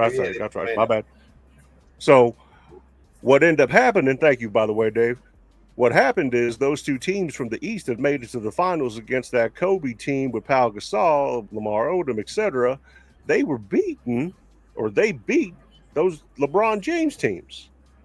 So if they beat those LeBron James teams and then they lost to those Kobe teams, I can't say that Kobe is not better than LeBron if he was able to beat the competition that beat LeBron. Does that make sense? LeBron was the one that brought a championship to Cleveland in 52 years, right? Right. But Jordan was the one who brought 6 championships in a row to Chicago. And Can I actually go ahead, Tony? He did that. I agree with you, Max. he was the first Can I ask you this though? Can I ask you this, Max? Because your memory is good. It sounds like your memory is good when it comes to this. Did Kobe really win that game against LA? Wasn't he down big time in the last 5 minutes, under 8 minutes, last 5, and the referee kept putting Kobe Bryant on the line? I get That game was lost. help with my friends. Kobe shot 6 of 24. Kobe did not step up. Kobe did Ron not. Artest stepped up for Kobe, Ron Artest and did step up. that game was lost, and everybody knew it. And I was in the Carolina Ale House at the time. I remember it like yesterday, and I'm like, here go the other championship. And next thing you know, bogus stuff started happening with the whistle. That's who the real superstar was the referee, and they reversed that whole game because the Celtics had that game in the bag, and they kept putting Kobe Bryant on the line, and Kobe Bryant was not hitting no shots. He was getting locked up by Tony Allen and Ray. He was getting locked up by Tony Allen, James Posey, and Ray Allen, mainly Tony Allen, and it was no Kobe had no answers. The referees helped him out, putting him on the free throw line, robbed the Celtics of their championship. Reminds me of game 4 and 5 of this last series when they had 71 points and then they had another close to 60 or 66. 71. Indiana was supposed to win that game and win 4, but the referee got involved with that one in game 4. Everybody knows now, that. Now what makes it interesting, like if you anybody that know Tim Donahue, he would tell you, say, hey, I went to prison because I bet on games, and like of course he was the guy with the whistle. That proves you that whoever the referee had a whistle, they pretty much can control who wins the game or who they're allowed to win the game. They can't score points for you, but they can actually put you in a position to win. But it's up to you. You still got to finish it. But the advantage goes to you if they want you. If they want to get involved, they can. And another thing, if you heard on Gil's Arena, where Evan Turner and Andre Iguodala got on there and said, Evan Turner, because Andre Iguodala didn't want to say it. He didn't want to get in trouble. So Evan Turner was like, I said, he said his OG, Elton Brand told him, pulled him to the side. He said, hey, man, I know we better. He said, but the league don't want us going because we not popular right now. We don't have a popular team.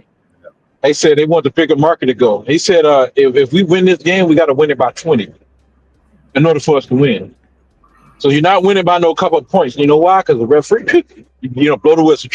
You know what I mean? Blow the whistle every time, and just change your momentum. Anytime you want to get on a run, start running, and you got your player in the corner, the referee is gonna blow the whistle. Can you imagine if that happened in boxing when a guy had a guy up against the rope and hitting them, and then the referee just stopped it? You know what I'm saying?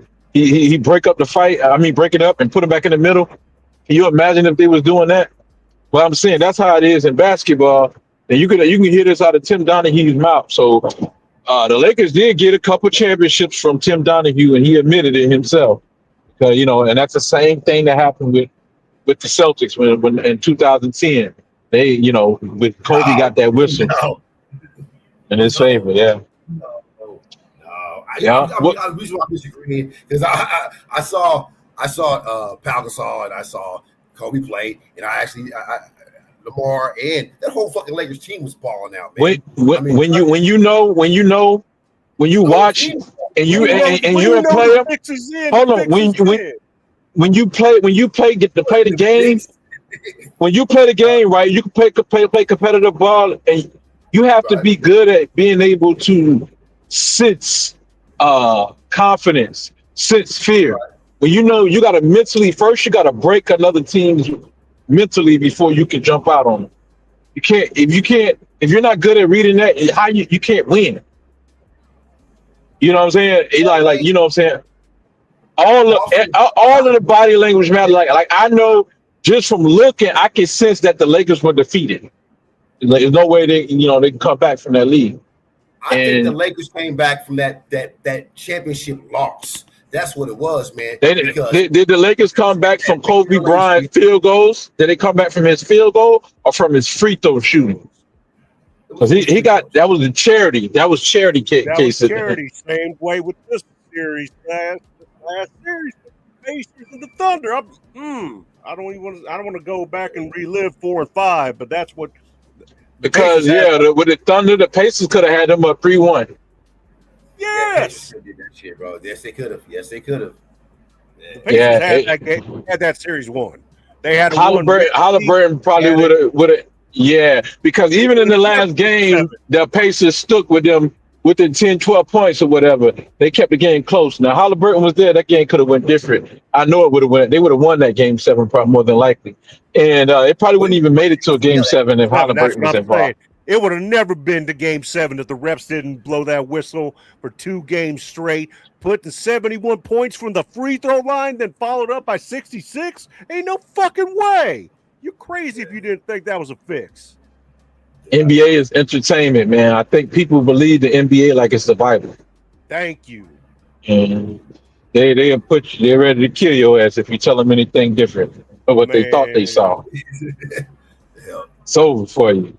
It's over for you. They don't respect your knowledge, your information, none of that. Your opinion.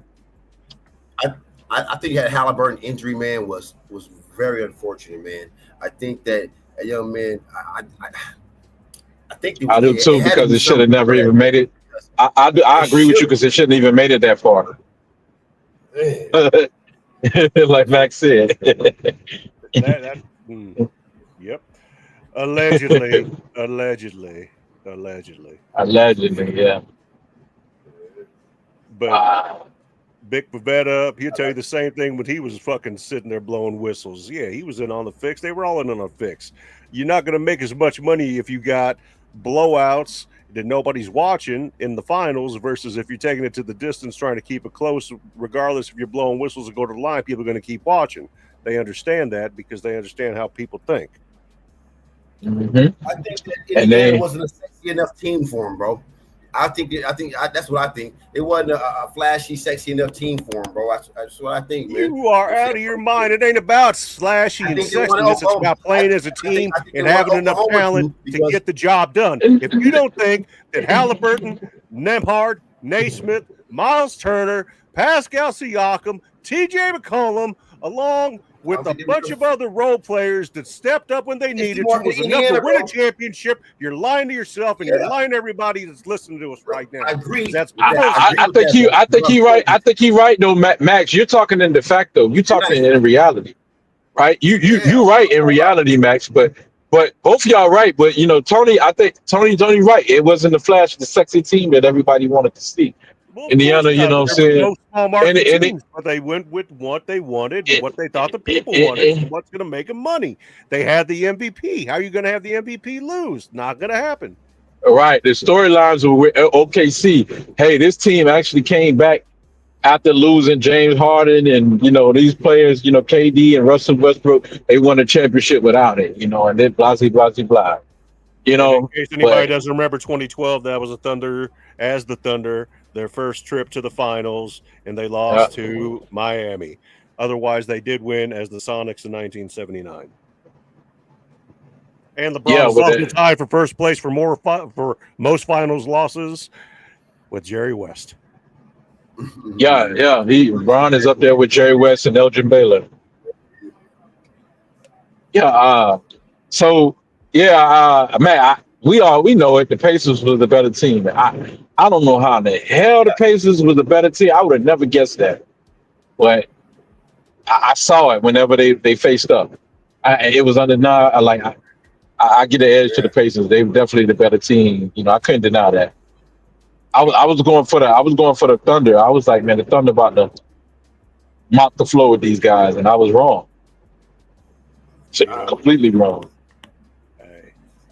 You look at the market of Indiana, man. Even though they're both Indiana's not really a good market, bro. I mean, for real. Tricky Ricky figured out a great game plan, just like he did against LeBron in 2011. Yeah, Rick Carlisle knew what he was doing, but you know he can't control the refs. He's not on the take like that. You know what I'm saying? because the refs ejected him. Scott Foster, and he came out and defended Scott Foster after he ejected him because he knew if he went against Scott Foster, he would have been on Scott Foster's shit list. So he was smart about it. I'm gonna support this guy to give my team a chance.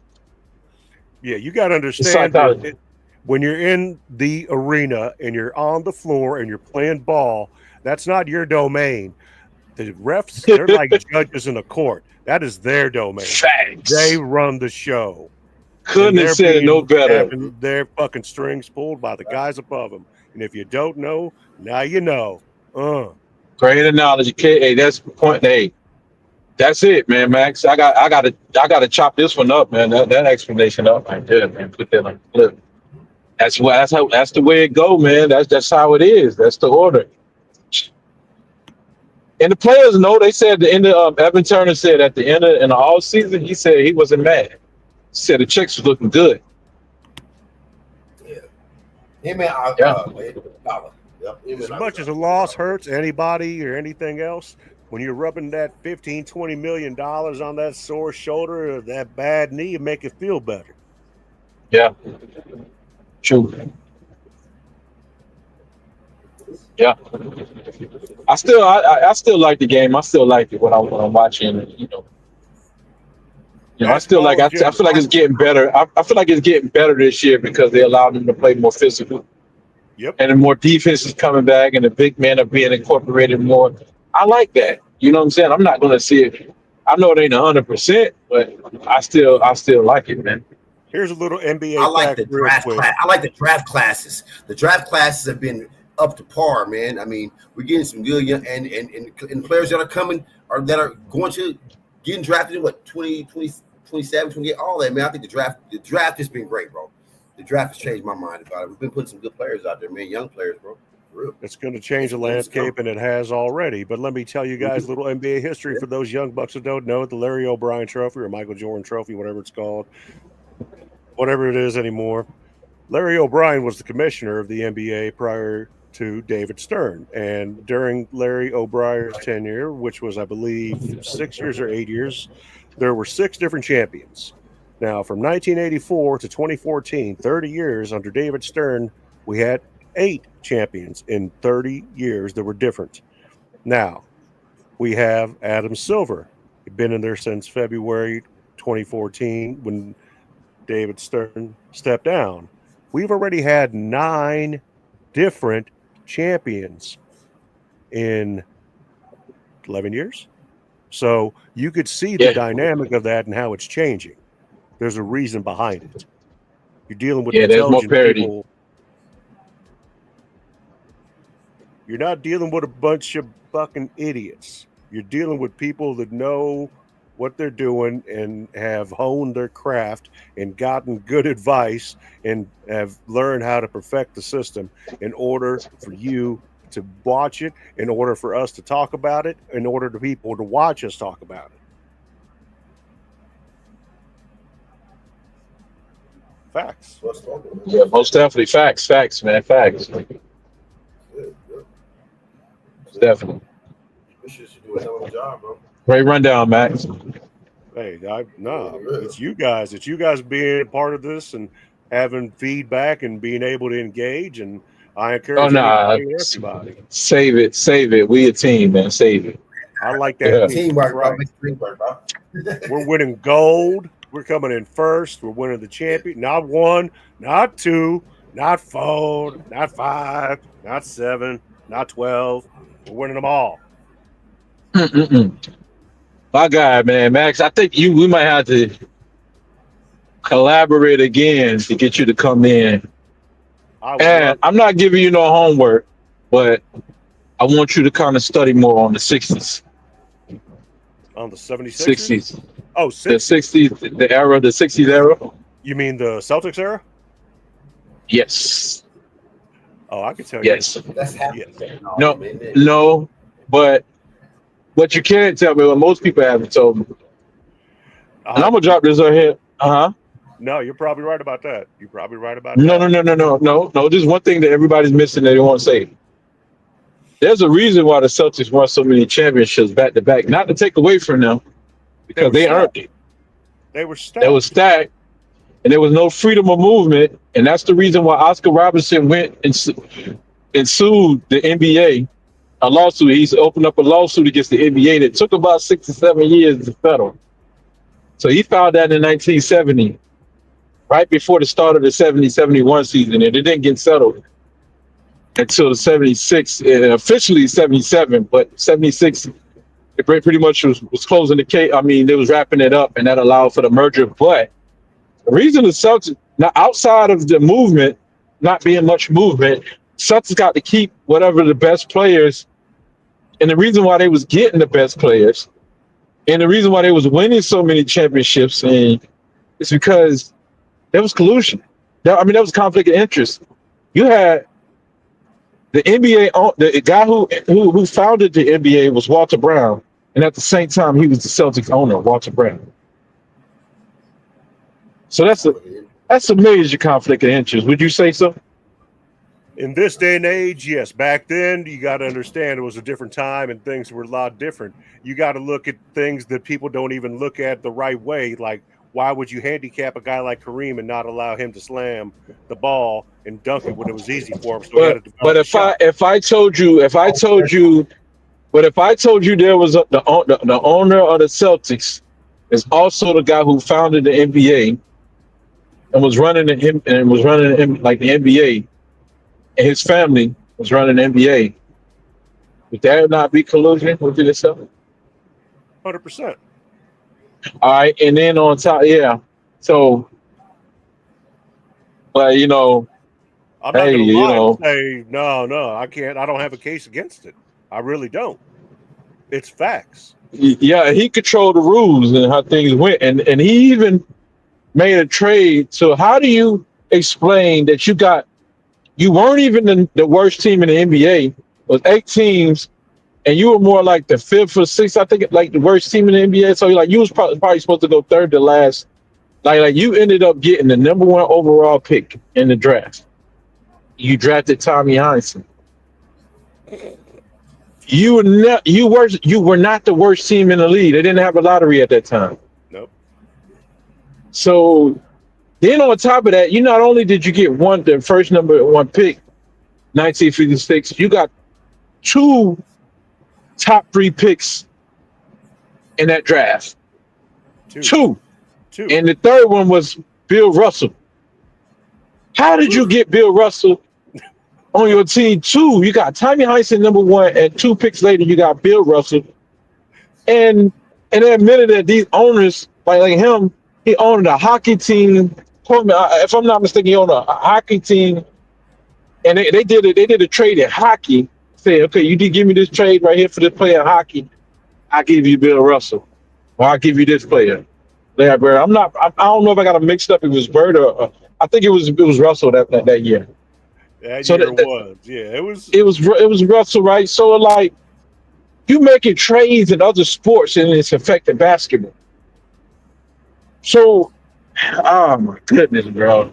So I'm not to take away from Bill Russell and his championships, but when you go back and study it, because there's not a lot of film on it, so you have to rely on a lot of analytics. You would see the reason why a lot of those games, you know what I'm saying, Wilt Chamberlain and his squad, some other teams or whatever, they didn't make free throws a lot of times when they lost, and they got to the line more than Boston did, but on the other end, Boston took care of the rebounds in the game, so the referees can't help you with that. So they won it fair and square, but as far as getting the players, that was the advantage right there. That was the advantage, and keeping them locked in. They couldn't move. They couldn't leave to go to another team. There was no freedom of movement. That was why a guy like Oscar Robertson was necessary. That allowed guys up to date like LeBron that benefited from it. So guys like Oscar Robertson, the Big O, who without the Big O, Bucks would have never won a first championship, even with Kareem. Facts. Right. Yep. To further that point, man, I think that with the whole Bill Russell, Will Chamberlain thing, man. Bro, I mean, we got to state the obvious, man. It was a different kind of ball type of league, man. I mean, two are probably the greatest, most athletic 7-footers. You know what I'm saying? Athletic 7-footers. Well, Bill Russell 6'9", you know. But in that kind of league, I hate it. I mean, it was a small. I'm not being racist, but white man league, bro. It was, and they were a little bit. I think that's a misnomer. Man. Misconception, because these guys they had white guys who was 6'11", 7 foot. They had plenty of guys that they had brothers, plenty of brothers. Yeah, George Michael was only like 6'8", 6'9", but George Michael was like 6'8", but they said he was taller. But I seen him next to other people. I'm gonna believe what I see. Over, ain't nobody losing that much height. But I seen him next to other people who were listed. So, but back to the point though, that wasn't the reason. There was other great players, man. Bob Pettit was really like that, bro. He dropped 50 on Bill Russell and the Celtics. When he was Bob Pettit was really like that, man. That's probably who Bill Russell would have ended up playing next to, was Bob Pettit. And Bob Pettit, the one who helped the Hawks get their first and only championship. Right, in 58, yeah. So, and then you got Jerry West. Come on, man. Jerry West? Jerry West, man. Jerry West, man. Jerry West is humble, and then he could play defense, man. Yeah, he was two-way all the way. Man, you think you're going to get a shot up on Jerry West? Man, Jerry West is one of the greatest shot-blocking guards ever. Right there with Michael Jordan and Dwayne Wade. Yeah, he was a steal. He was getting steals. Even though they didn't record steals back then. I don't think Jerry West went hopping them passing lanes getting those steals. Oh, my goodness. How was Pistol Pete as a defender? No. Who? Pistol Pete? Max, you want to? Pistol Pete, I'd have to do a whole nother episode. And if you want me to get into Pistol Pete, that's going to take 15, 20 minutes of me talking. I will say this. The Euros, they model their game by Pistol Pete and his training. And if you haven't seen, and if you don't think the Euros play well and they got handles, the reason they got those handles is because they watch Pistol Pete and they teach and train what Pistol Pete did. That's exactly. I'll say that right there. But as far as records go, and Caitlin Clark, and she beat his double NCAA record for scoring, one thing you need to consider is Pistol Pete would shoot threes without a 3-point line. So just keep that in mind. Put a little asterisk, nothing away from Caitlin Clark, but just Pistol Pete ain't the first to come in the game with all the flash and everything. Yeah. And he man. If y'all go back and look at Bob Cousy, Stop with the jokes. Houdini. Just go back and look at Bob Cousy, and then we can have a conversation. Yep. And and then everybody know about the Harlem Globetrotters and the effect they had. Yep, and that's where Will Chamberlain played and started, was Harlem Globetrotters. Yeah. In the Hall of Fame in two different sports, volleyball and basketball. Just don't even get me started. I will. Yeah, but Elgin Baylor pretty much, made the jump shot popular. They wasn't really jumping. They weren't jumping back then. They would shoot set shots off the floor. So Elgin Baylor made that more popular. He made that popular. He brought that to the game more so. And a lot of people, speaking of the Euro, they give credit to Europe for doing the in and out step, which I call the Baylor step. Elgin Baylor was the first one doing it, and it was legal. Way back in the 50s, he was doing the Baylor step, which a lot of people call the Euro. So go back and look there. He brought that into the game. Yeah.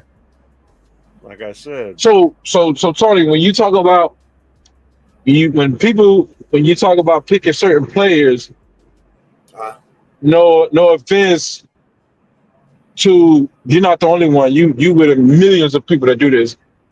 Guys like me and Max are gonna look at it like cherry picking. Kind of like Jake Paul and his opponents. You can't pick over.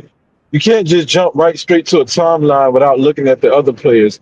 Now, if you go and look at all these other players, you come in there and say that, we gotta respect that. Like, okay, but you can't be a judge without seeing all the contestants. Word. No, I would not agree with that. The reason why I was saying that because it's like, I look at the championships and I look at the athleticism of those two particular players. You know what I'm saying? And I know that there are other players that were athletic like them, but as far as my eyes can see, I thought, two of the fucking best centers to ever do it, man. You know what I'm saying? In that kind we the fans really are the ones that get to decide these players where they rank at and get greatness. But if we don't give these guys they proper, you know what I'm saying, we don't give them their proper reverence, they due diligence and watch and study them. Give them a proper observation and go check their game out, because for us to get caught up in the recent players, or I call it recency bias, we can't get caught up in the moment, man. We gotta compare these players in totality. Like how many of us see Moses Malone? You know what I mean? How many of us know Wilt Chamberlain go-to move? Right? His go-to move was the fadeaway. Oh. That's why he scored so many points. That go-to fadeaway it wasn't Michael Jordan, it was Wilt Chamberlain. He patting that fadeaway. And then, from him to Moses Malone, I like how you said that, yeah. Yeah, you Kareem with the sky hook. Kareem with the sky hook, man, and then you got I would say they know. I'm assuming a lot of people know about Bird and Magic, and Shaq didn't really have like Hakeem. He did the shake, the dream shake that come from Hakeem Olajuwon, of course, and then you got Shaq. He pretty much. Shaq really didn't have really too much of a go. It was just sheer dominance, overpowering. But yeah, man, and Bill Russell really wasn't a scorer like that. I mean, he would try to beat you off to one dribble and get to the basket on the layup, but he really didn't, and put backs or whatever. But he didn't really have to go to move. And Moses Malone, he had game, and most of the time he would just get offensive rebounds and dominate you that way. But he had game, and. Yeah, man. I mean, players gotta go back, man. Just 10 players, man. 10 players. That's all you gotta really. 10 or 15 players will pull you up to speed, man. 10 or 15 players. I'll name them out for the young chat. Michael Jordan. Don't go looking at the Bulls. The late Michael Jordan when he came back from baseball after he lost his athleticism. You don't even need to watch that Jordan. If you want to see that Jordan, you could just look at Kobe. It's the same person, pretty much, because Jordan didn't have no athleticism. He didn't have no athleticism in 96, 97, 98. Am I right or wrong, Max? Nowhere near the athleticism he had before going to baseball. He'd been gone for 18 months. He played 17 games when he came back and still took the Bulls to the finals against Orlando. Yeah. He was great. He was great. Absolutely. He was great. But as far as what he was prior to leaving, the athleticism was not there. It was not there, but he also had a bag, and he relied. He had a bag, but you weren't going to see no more of those fancy dunks. You can forget about that. You wouldn't see no more of that. Yeah. So that athleticism was gone. It was gone, bro. It was gone. It was gone. It was gone. His decline was still better than a lot of people's incline. So y'all seen Kobe Bryant in his second three-peat. That's who y'all saw. But go back to the Jordan with the flat top. The man actually had hair. Go back and watch that Jordan. I guarantee you, with the gold chains, I guarantee you would have no doubt about who was the GOAT. Man, first year in the league, he averaged 28 points. That's more than Kobe averaged in his first probably about his first 7 years in the league, But, Kobe, it took Kobe a while to average 28 points in a game, You know what I'm saying? Maybe I'm wrong. Maybe it's the 4th or 5th year it took or whatever. I don't know. Some Kobe fan can correct me on that in the chat if you can. Just put it in the chat. Let me know. But yeah, man, watch Jordan, and then the second year coming back because he got injured, so it's more likely it's his what junior year. I'm gonna use that terminology because he didn't play his sophomore year, so his junior year he's going to have 37 points a game, and so won a scoring title, defensive player of the year, and was a steals champion that year also. So so check out Jordan, check out Wilt Chamberlain. He averaged 50 points a game, and it was documented that he was averaging over 10 blocks.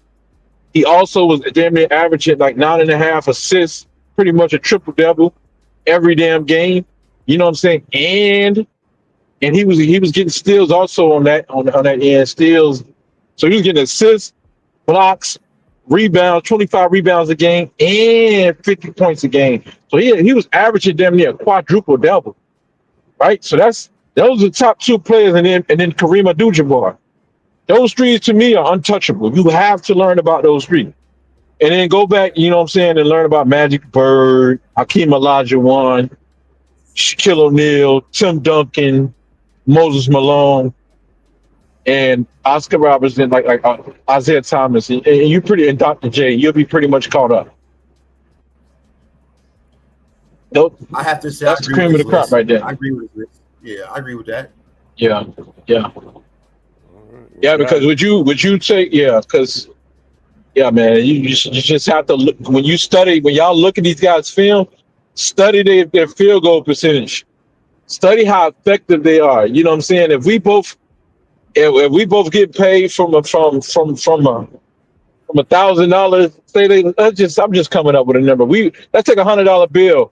How much of that $100 bill would you want? Would you want 50% of that $100 bill? Of course you would want 100, but you ain't getting that. No player has ever averaged 100% from the field goal that was any good. So would you want 60% of that? Would you want 45% of that? You know what I mean? So if you want 45% of that, you go with Kobe. If you want 60% of that, you go with Shaq. You know what I'm saying? And that's not to and also to correct myself. Not to say Kobe was more efficient than his 45% show because you add in the 3-point value, which is 150%. So you go look at his efficiency rate, and it's not too far off from Shaq when you look at it like that. I forgot, so I will say that. But you're gonna be missing a lot of shots to catch up with that. You guys feel like talking some more basketball? Or you guys ready to call it good? I'm just asking because I want to cut the stream off for 2 hours. That way, the sports easier. All right, yes, you got to edit more. I'll be coming back, man. I'll be back, man. Next Sunday night. I'll be here every night, brother. No matter what, and you're always welcome. Raw Sports Radio, no problem. Dave, nothing but love. Raw Sports. Yeah, it's all love, Max. Definitely, man. That's my. Yeah, y'all keep it going. Hey, man, I'm glad to see y'all doing it, man. I'm glad, man. Hey, you know what I'm saying? Definitely. All right. Super Dave with Raw Sports Radio. I appreciate Tony being on here. I appreciate all of us being on here. It was a great show. Yeah. Thank you. I'll be back on tomorrow night. I want everybody to have a happy and safe 4th of July. Everybody, nothing but love from the Jump Off Raw Sports Radio and all the friends of the station. Thank you all very much. God bless and have a great night. All right, salute. That was fun, man.